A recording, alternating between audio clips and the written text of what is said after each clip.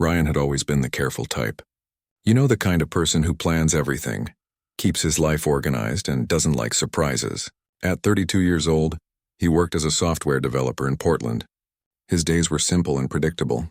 Wake up, go to work, come home, watch some TV, and repeat. He had a few close friends, but nothing dramatic ever happened in his life. And honestly, he liked it that way. No mess, no complications, no heartbreak. But life has a funny way of changing everything when you least expect it. It was a Thursday afternoon, and the rain was coming down hard like it always does in Portland. Ryan had finished work early and decided to stop by his favorite bookstore. It was this huge place called Powell's, where you could get lost for hours just walking through the aisles. He loved the smell of old books and the quiet atmosphere. It was his safe place, somewhere he could escape from the world. That day he was looking for a book of short stories, something easy to read before bed. He walked down one of the narrow aisles, scanning the shelves, when he reached for a book with a dark blue cover. Just as his fingers touched the spine, he noticed someone across from him in the next aisle. A woman. She had dark hair tied up in a messy bun, and she was wearing old jeans with paint stains all over them. She looked completely absorbed in whatever she was reading. Ryan didn't mean to stare, but something about her caught his attention. Maybe it was the way she stood there so focused, or maybe it was just the moment. He couldn't explain it. Then, as if she felt someone watching her, she looked up. Their eyes met. It wasn't a long look. Maybe 2 seconds, maybe 3. She smiled softly, the kind of polite smile you give to a stranger, and then went back to her book. That was it. Nothing dramatic. No words exchanged. Just a simple moment between two people in a bookstore on a rainy afternoon. Ryan grabbed his book and headed to the checkout counter. His heart was beating a little faster than usual, which felt strange. He told himself it was nothing. Just a random encounter. People make eye contact all the time. But as he walked toward the exit, something inside him made him stop. He didn't know why, but he turned around and looked back through the glass door. And there she was, looking back at him too. The rain was streaking down the window between them, blurring everything else, but her face was clear. She held his gaze for what felt like forever, but was probably only a few seconds. Then she smiled again, this time a little differently, and turned away. Ryan stood there frozen for a moment. The rain soaked his shoulders as he stepped outside, but he barely noticed. His mind was racing. What was that? Why did that feel so important? He'd never believed in love at first sight or any of that romantic movie stuff. But something had just happened, and he couldn't shake it off. That night, he couldn't focus on anything. He tried reading the book he'd bought, but the words just blurred together. He kept seeing her face, that look, that moment. His roommate, Kevin, noticed something was off during dinner. "You okay, man? You've been staring at your food for 10 minutes, Kevin said, waving a hand in front of Ryan's face. "Yeah, I'm fine," Ryan replied, snapping back to reality. "Just tired, I guess," but he wasn't tired. He was thinking about her. A woman he didn't know. A woman whose name he didn't even have. And for some reason, that one look had planted itself deep in his chest and wouldn't let go. The next few days were torture. Ryan tried to focus on work, but his mind kept drifting back to the bookstore. He started wondering if she was a regular there. Did she come every week? Was she from the neighborhood? Maybe she just happened to be passing through that day and he'd never see her again. By the following Thursday, he'd made up his mind. He had to go back. Just to see. Maybe she'd be there, maybe she wouldn't. But he needed to know. He left work at the same time, walked the same route, and entered the bookstore at exactly the same hour. He wandered through the aisles, pretending to look at books, but really searching for her. He checked every section, every corner, but she wasn't there. His heart sank. He felt ridiculous. What was he even doing? Chasing after a stranger based on one look? He left the bookstore feeling disappointed, but told himself he'd try again next week. And he did. The second Thursday came and he went back. Same time, same place. No sign of her. The third Thursday, nothing. By the fourth Thursday, his friends were starting to notice. "Dude, you're obsessed," his friend Daniel said over drinks one night. "You've been going to that bookstore every week looking for some girl you saw once. That's not normal." "I know it sounds crazy," Ryan admitted, swirling his beer, "but I can't explain it. It's like that moment meant something. Or maybe you're just lonely," Daniel suggested, though not unkindly. "Look, even if you found her, what would you say?" "Hey, I've been stalking this bookstore for a month hoping to run into you again." "That's not romantic, man. That's weird." Ryan knew his friend was right, but he couldn't stop himself. There was something about that look they'd shared. It felt real, like a connection that went beyond words. He'd never experienced anything like it before. On the fifth Thursday, she wasn't there again. But as Ryan was leaving, he stopped at the coffee shop next door. The barista, a friendly woman named Claire who'd served him a few times, noticed his disappointed expression. "Still looking for someone?" she asked with a knowing smile. Ryan was surprised.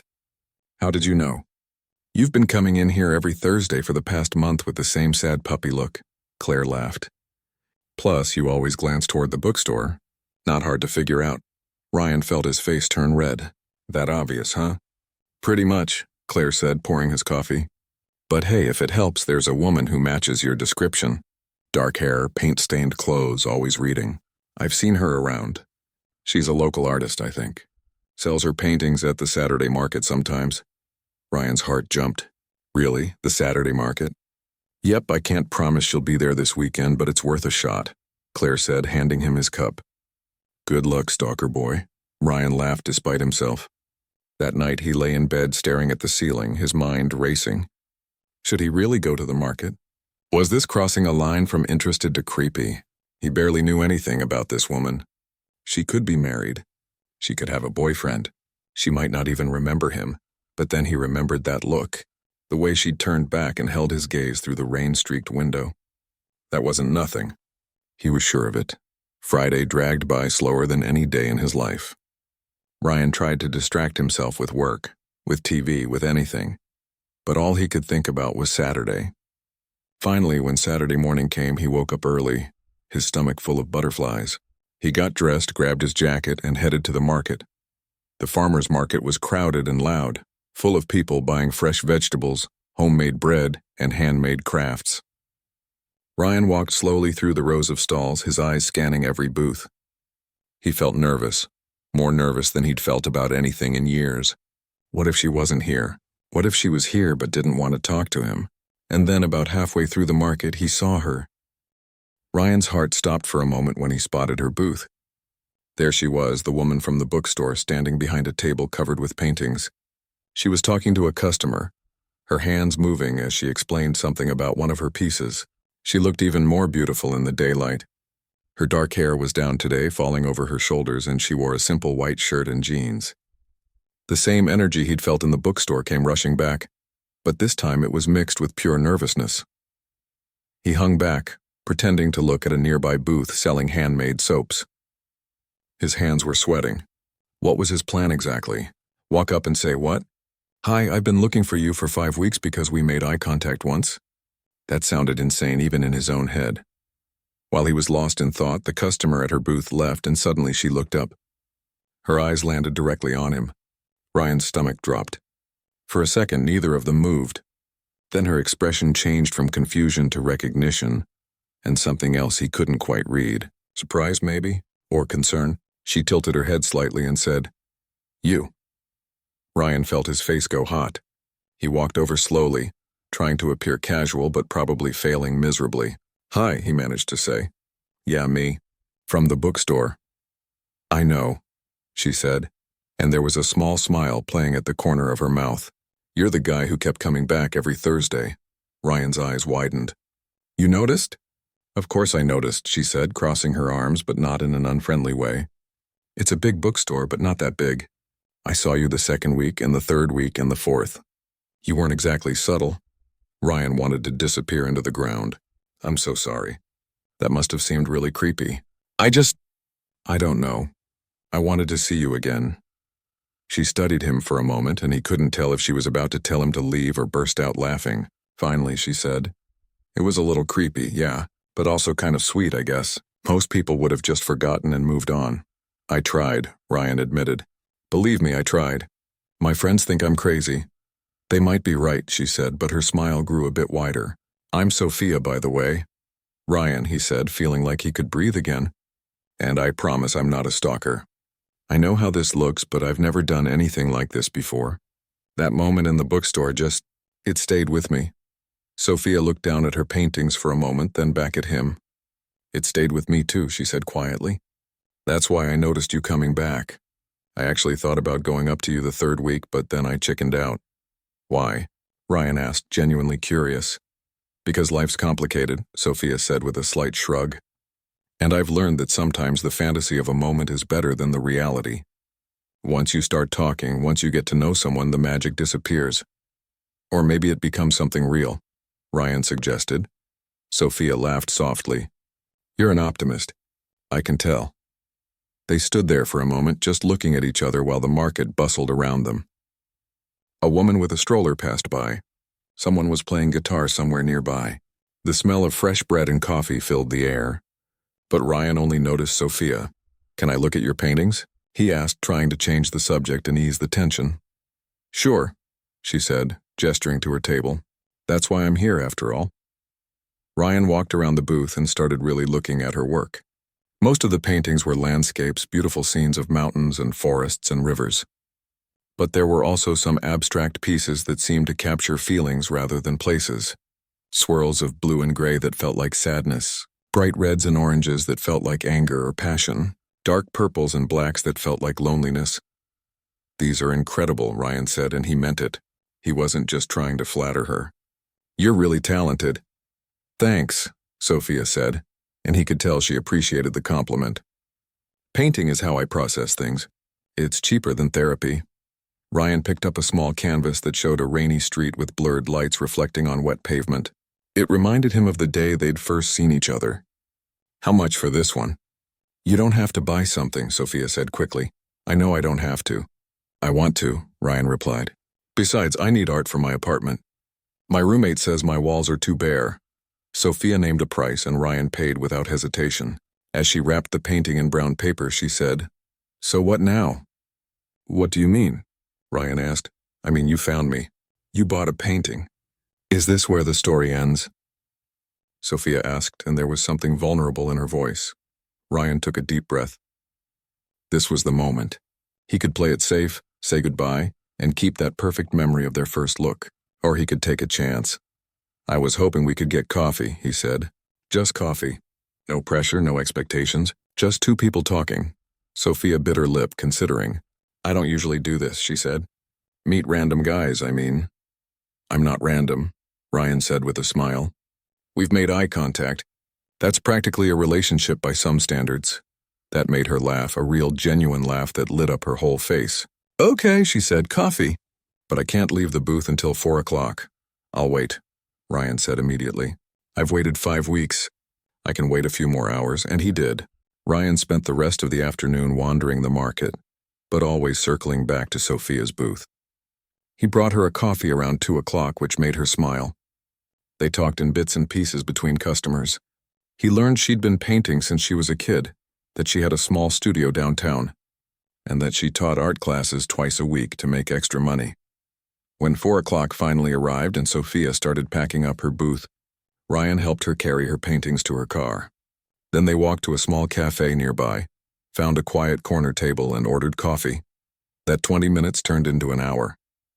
Then 2 hours. They talked about everything and nothing. Books they loved, movies they hated, places they wanted to travel, embarrassing childhood stories. Ryan told her about his job and how sometimes he felt like his life was too predictable. Sophia told him about her art and how sometimes she felt like she was barely making it work financially, but couldn't imagine doing anything else. The conversation flowed easily, naturally, like they'd known each other for years instead of hours. Ryan kept thinking how rare this was to feel this comfortable with someone so quickly. Usually he was awkward on first dates, struggling to find things to talk about. But with Sophia, everything felt easy. As the cafe started closing and they had to leave, they stood outside on the sidewalk. The sun was setting, painting the sky in shades of pink and orange. I had a really good time, Sophia said, looking down at her feet. Me too, Ryan replied. Can I see you again? Sophia hesitated and Ryan saw something flicker across her face. Doubt maybe, or fear. I should tell you something, she said. I went through a really bad breakup about 2 years ago. A divorce, actually. It was messy and I'm still kind of dealing with it. Okay, Ryan said simply, not sure what else to say. I'm just not sure I'm ready for anything serious, Sophia continued. I don't want to lead you on or hurt you. Ryan thought about that for a moment. He could feel his heart sinking but tried not to show it. How about this, he said. We don't worry about what this is or isn't. We just spend time together and see what happens. No pressure, no labels. Just two people who enjoy each other's company. Sophia looked up at him, searching his face for something. Whatever she found there must have been the right thing because she nodded slowly. Okay, she said. I'd like that. They exchanged phone numbers and Ryan walked her to her car. As she drove away, he stood there watching her taillights disappear around the corner. His chest felt full, like something important had just begun. He didn't know where this would lead, but for the first time in a long time, he felt truly alive. The next few weeks felt like a dream. Ryan and Sophia started seeing each other regularly, though Sophia was careful to call them hangouts rather than dates. They'd meet for coffee, go for walks along the river, or spend hours in bookstores and art galleries. Ryan learned that Sophia loved old movies, especially black and white films from the 40s and 50s. She learned that Ryan could cook surprisingly well, and that he'd secretly wanted to be a writer before he fell into software development. One Saturday, Sophia invited Ryan to her studio.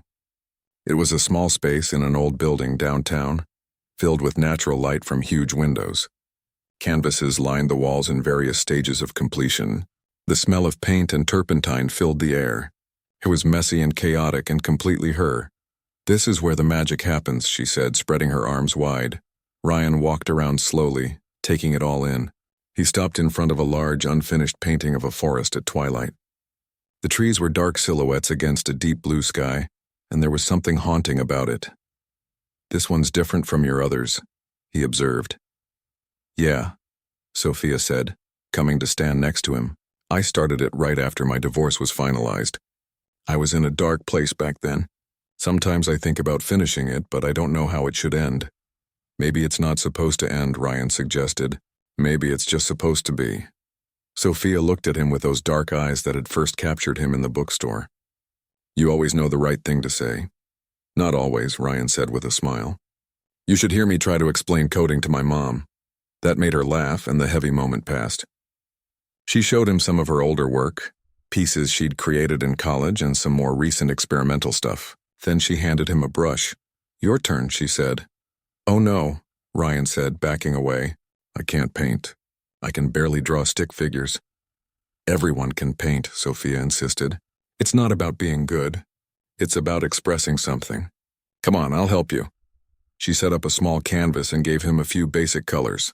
At first, Ryan felt ridiculous, dabbing paint onto the canvas with no idea what he was doing. But Sophia stood behind him, guiding his hand, showing him how to blend colors and create texture.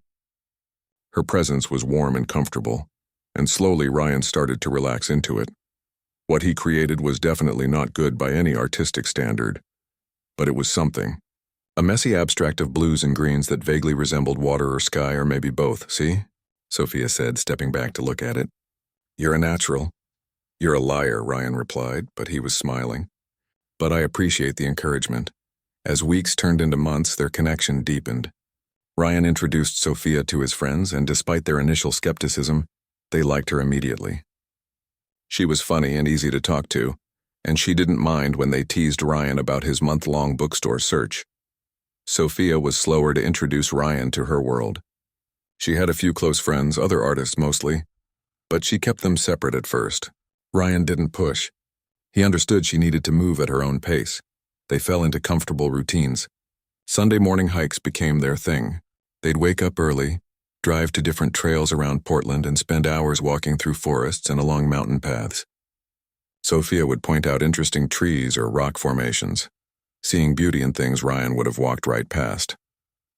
One Sunday in early spring, they hiked to a waterfall.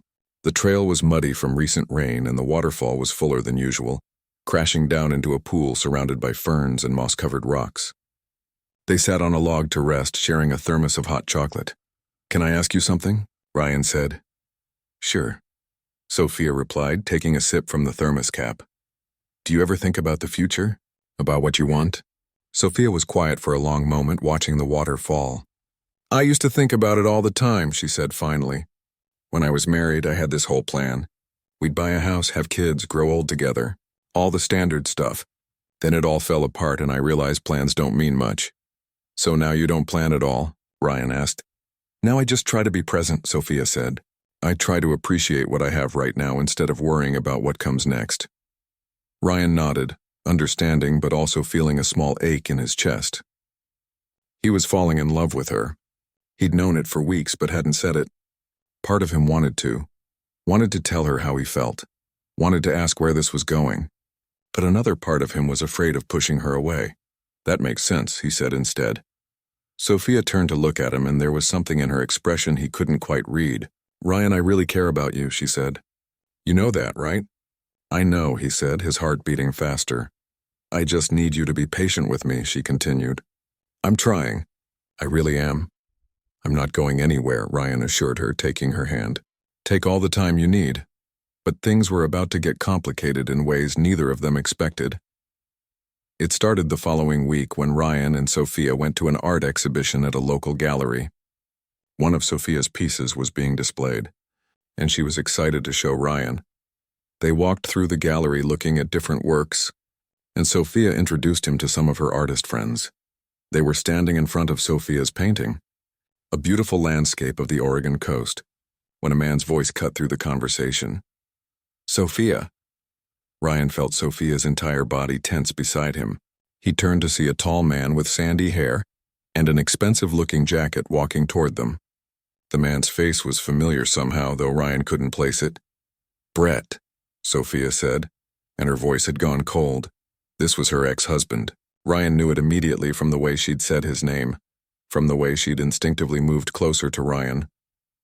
I heard you had a piece in the show, Brett said, ignoring Ryan completely. It's beautiful. You always did your best work when you were happy. What are you doing here? Sophia asked, her jaw tight. I still follow the local art scene, Brett said with a casual shrug. Can't we be civil? We were together for 6 years. We can be civil from a distance, Sophia replied, like the judge suggested. That's when Brett finally looked at Ryan. His expression shifted, something calculating crossing his face. Who's this? None of your business, Sophia said firmly. Ryan said, extending his hand because he didn't know what else to do. Brett looked at Ryan's hand for a long moment before shaking it limply. Well, Ryan, I hope you're treating her better than I did, Brett said, and it sounded friendly but felt like a threat somehow. Sophia deserves someone special. I should go, Ryan said quietly to Sophia, sensing she needed space. No, Sophia said quickly, grabbing his arm. Brett's the one who should leave. Brett held up his hands. I'm going. I just wanted to say hi. It's good to see you doing well, Soph. He walked away, disappearing into the crowd. Sophia was shaking. Ryan could feel it through her grip on his arm. Are you okay? He asked. Can we leave? She whispered. I need to get out of here. They left the gallery and walked to Ryan's car in silence. Once they were inside, Sophia put her face in her hands. I'm sorry, she said. I'm so sorry you had to see that. You don't have to apologize, Ryan said. But talk to me. What's going on? And that's when Sophia told him everything. About how Brett had been controlling during their marriage, checking her phone, criticizing her art, slowly isolating her from friends. About how she'd finally left after he'd destroyed one of her paintings during an argument. About how the divorce had been difficult, with Brett contesting everything out of spite.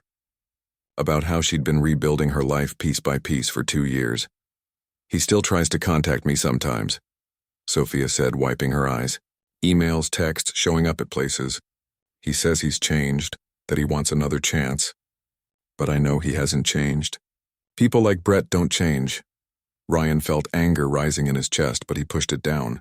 Sophia didn't need his anger right now. She needed his support. Does he know where you live? Ryan asked. No, Sophia said. I moved after the divorce. He doesn't have my address. Good, Ryan said. And if he keeps bothering you, you can get a restraining order. I've thought about it, Sophia admitted. But part of me hopes he'll just move on eventually. They sat in the car for a while longer, not talking, just being together. Finally, Sophia looked at Ryan with red-rimmed eyes. This is what I meant when I said my life was complicated. This is the mess I was afraid of bringing into your world. Hey, Ryan said softly, turning to face her. Everyone has a past. Everyone has complicated stuff. That doesn't scare me. It should, Sophia said with a sad smile. But Ryan just shook his head. After the gallery incident, things changed between them. Not in a bad way exactly, but something had shifted. Sophia became more guarded again, like she was rebuilding walls that had started to come down. She canceled their next 2 Sunday hikes, claiming she was busy with commissions. When they did see each other, she seemed distracted, always checking her phone, looking over her shoulder. Ryan tried to be understanding. He knew Brett's appearance had shaken her, but it was hard watching her pull away after they'd grown so close. His friends noticed too.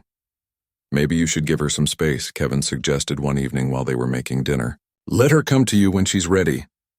But what if she doesn't? Ryan said, chopping vegetables more aggressively than necessary. What if she decides it's too complicated and just ends things? Then that's her choice, Kevin said gently. You can't force someone to be ready for a relationship. Ryan knew his roommate was right, but it didn't make it easier. He'd waited 5 weeks just to talk to Sophia. He'd been patient through months of her carefully maintaining distance. But now that he'd felt what it was like to be close to her, the distance hurt more than ever. Then Brett started showing up more often. Sophia told Ryan about it in bits and pieces.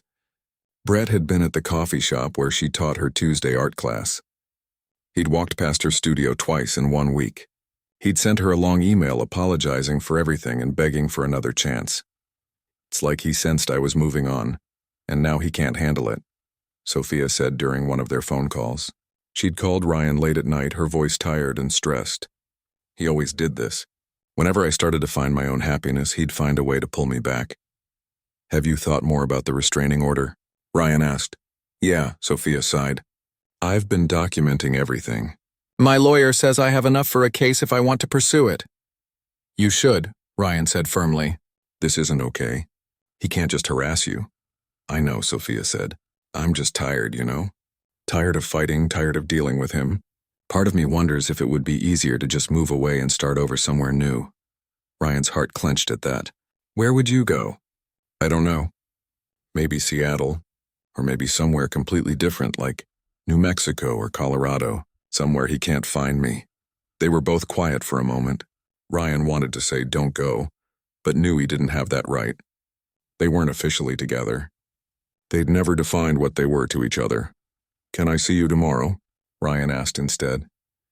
I don't know if that's a good idea, Sophia said softly. Ryan, I think maybe we need to talk. Those words hung in the air like a weight. Okay, Ryan said, trying to keep his voice steady. Tomorrow, coffee? No, come to my apartment, Sophia said. 7 o'clock? That night, Ryan barely slept. He kept playing out different scenarios in his head. Maybe she was going to end things. Maybe she just needed more space. Maybe she was moving away. By morning, he felt exhausted and anxious. Work dragged by impossibly slowly. Ryan made mistakes in his code that he had to fix, his mind too distracted to focus. His co-worker Daniel took one look at him at lunch and said, She's breaking up with you, isn't she? We're not technically together, so she can't break up with me, Ryan said, stabbing at his salad. That's the saddest thing I've ever heard, Daniel replied. Finally, 7 o'clock came.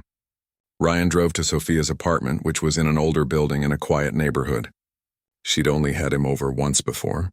She buzzed him in, and he climbed the stairs to the 3rd floor, each step feeling heavier than the last. Sophia opened the door before he could knock. She looked beautiful but tired, her hair pulled back, wearing sweatpants and an old college sweatshirt. Her eyes were red like she'd been crying. Hey, she said quietly. Hey, Ryan replied. They sat on her couch, a comfortable silence between them that felt anything but comfortable. Finally, Sophia spoke. Brett showed up at my studio yesterday, she said. He was waiting outside when I arrived in the morning.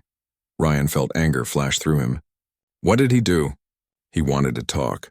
Said he'd been going to therapy, working on himself. He had this whole speech prepared about how he realized he lost the best thing that ever happened to him. Sophia laughed bitterly. He even brought flowers. Like that would fix everything. What did you do? Ryan asked. I told him to leave. When he wouldn't, I called the police. They came and made him go. But they said unless he threatens me or breaks a law, there's not much they can do. So you're filing for the restraining order? Ryan asked. Yes, Sophia nodded. I've already started the process. My lawyer says it should go through within a week or 2. Good, Ryan said. That's good.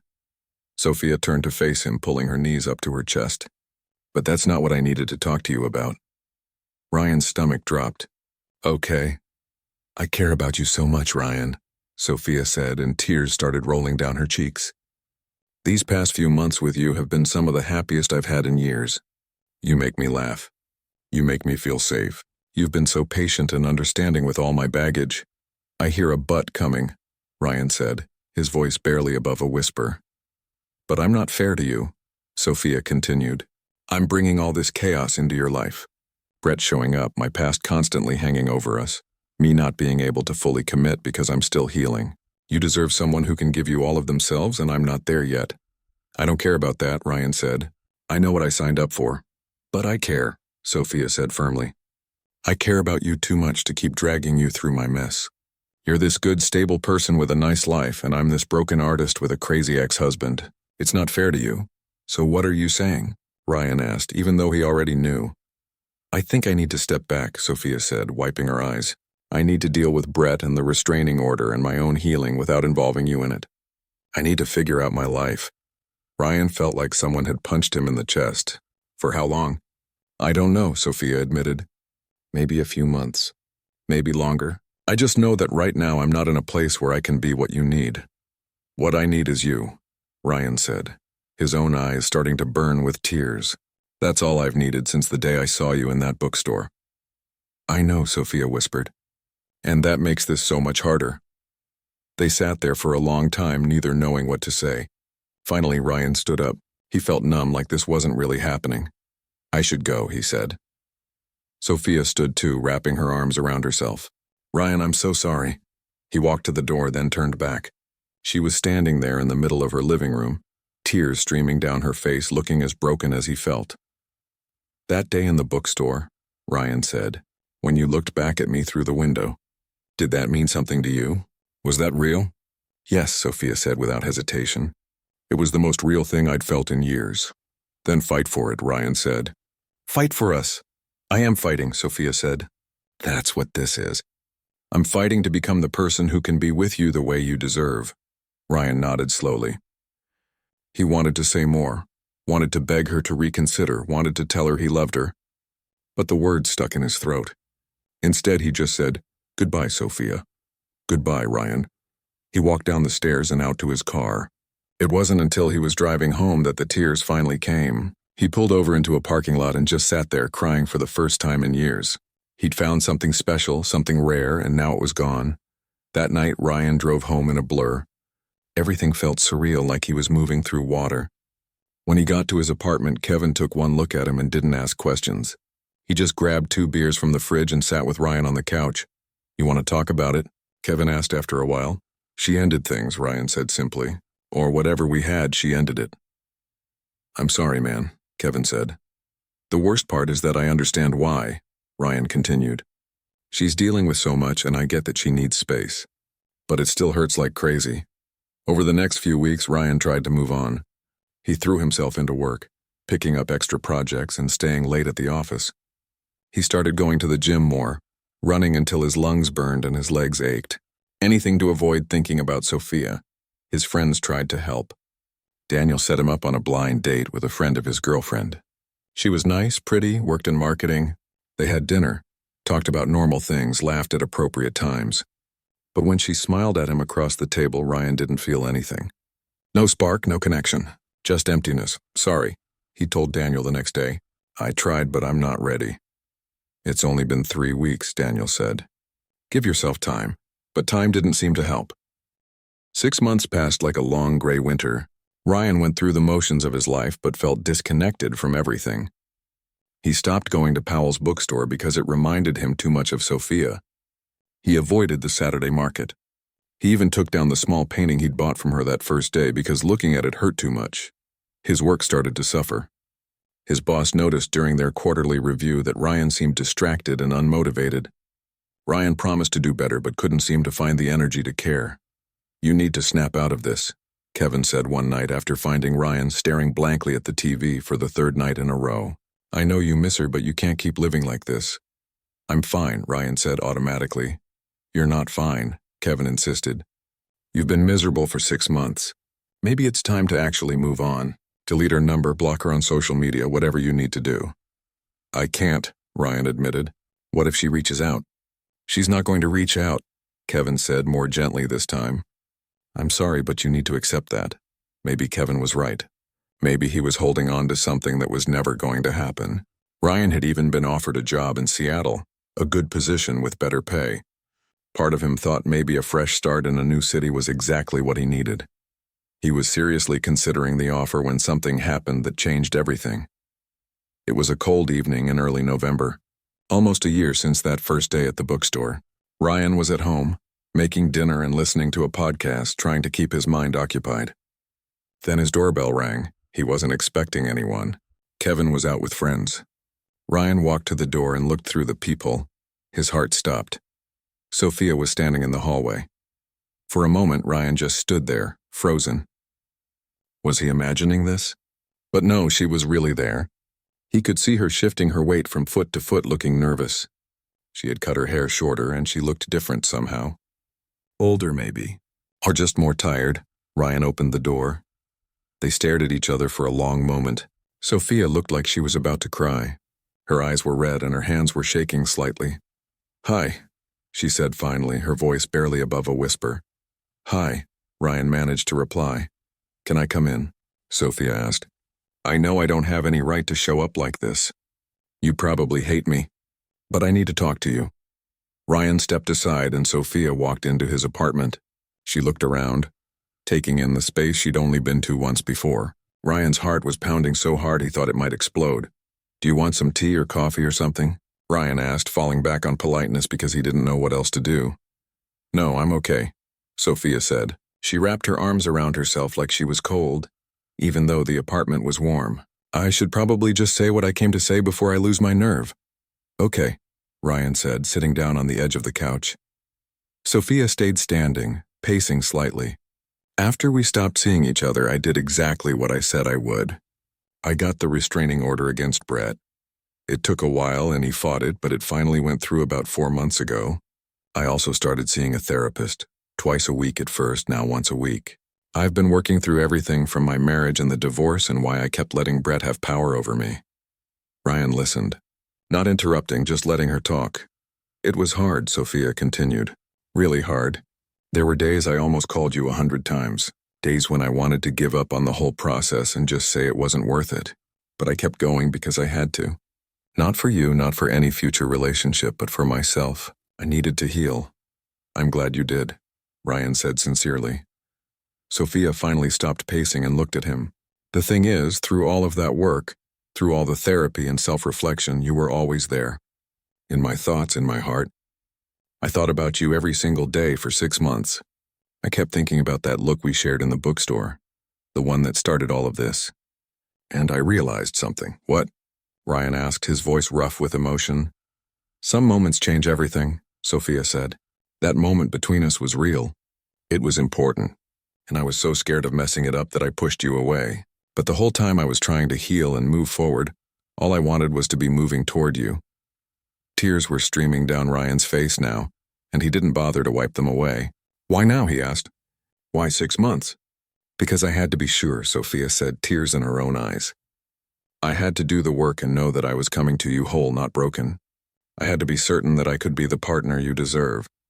And I needed to give you space to move on if that's what you needed to do. Move on? Ryan said with a sad laugh. I tried. I really did. But I couldn't.